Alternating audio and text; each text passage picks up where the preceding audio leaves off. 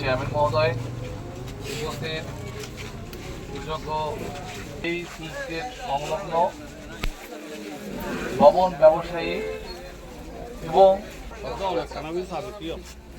আমি প্রথমে ধন্যবাদ দেই জন্য এবং আমাকে কিছু বলতে বলার জন্য আমার মনে ধন্যবাদ।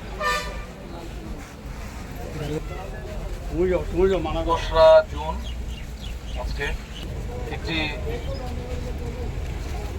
নির্মম, আমাদের সবার মনে ভারাক্রান্ত। আজকে সামান্য 500 টাকার জন্য একজনকে জীবন দিতে হয়েছে। এটা হচ্ছে জালালাবাদ ইউনিয়নের লরাবাগ এলাকায়। এটা কাঙ্ক্ষিত কখনোই না, অনাকাঙ্ক্ষিত বিষয়। মানুষের জীবনের দাম 500 টাকা।